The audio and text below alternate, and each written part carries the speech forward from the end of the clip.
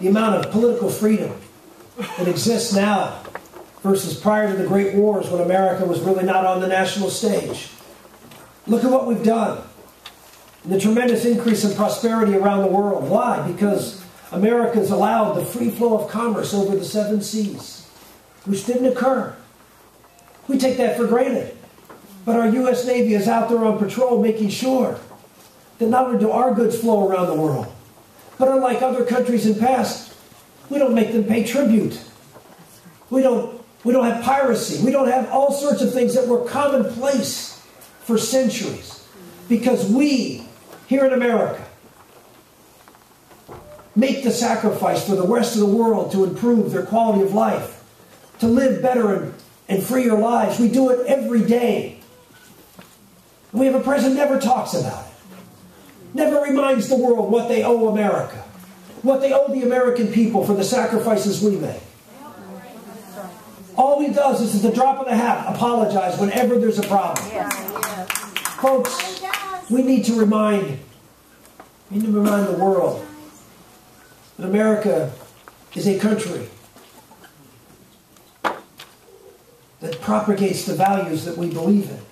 And in so doing, is not only a light and a beacon for people to come to this country, as they do, and they want to in even more numbers than they do, but is a country that inspires people all over the world to improve their country, to fight for liberty in their country.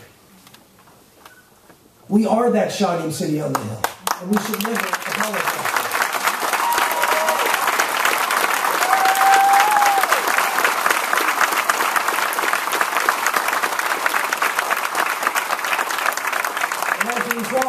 When we look at budget cuts, we need to cut the budget. I propose $5 trillion in budget cuts over 5 years. A balanced budget in 5 years.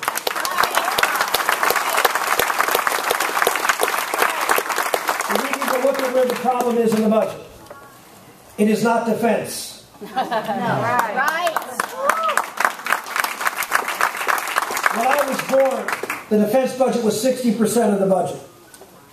It's not 60 or 50 or 40 or 30 or even 20. It is now 17% of the budget. Wow. Yet it is the area, the one singular area that President Obama has singled out for cuts. He's got $500 billion and $500 billion more on the way. And he points to that as the problem. Oh, we just have too many deployments and too many programs we don't need. Yet, entitlement spending, which was under 10% when I was born, has now replaced defense spending. It is now 60% of the budget of this country. And with Obamacare, it will go to 70% and beyond. Crazy. So here we have a president who points to defense, 17%, says that's the problem, we need to cut it, looks at entitlements at 60% and says we need to add more to that through Obamacare. This is a president and an administration that needs a little remedial math training as to what the budget is.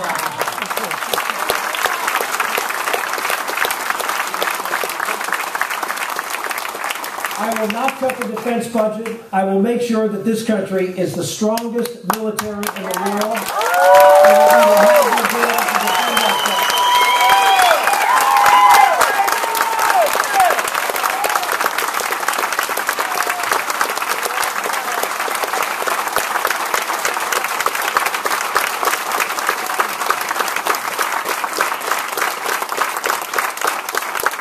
Game plan for America. To be strong here at home, with pro-growth, cutting our deficits, balancing our budgets, having a strong national security, and of course, having a country that is founded on what made this country great. When I was traveling around Iowa, I had a tour that I called Faith, Family, and Freedom. And I realized after a time when I would talk about it, I realized that it was the wrong title. It should be Faith plus Family equals Freedom.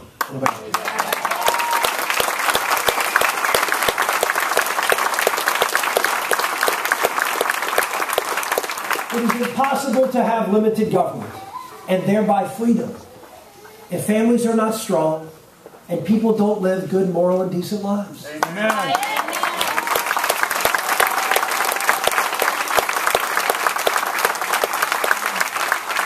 We all know that. And most of us live that. Except it is now politically incorrect to talk about it. And when you do, you're a zealot. You're trying to impose your religious beliefs. No. No. We need, if we're willing to have a discussion about whether we want sugared sodas in vending machines at school from the federal level. How about talking about the root cause of the problems in our education system? The root cause of the problems in our criminal justice system? The root cause of the problems in our drug addicted culture? The root cause of so many pathologies in this country? It's because of the breakdown of the family. Amen.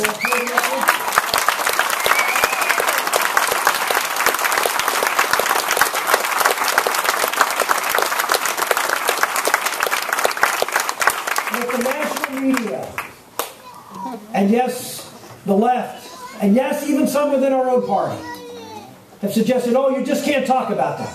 We just have to be the party of tax cuts. Ladies and gentlemen, if we're just the party of tax cuts, we'll never win another election. Amen. America cares more than just lower taxes.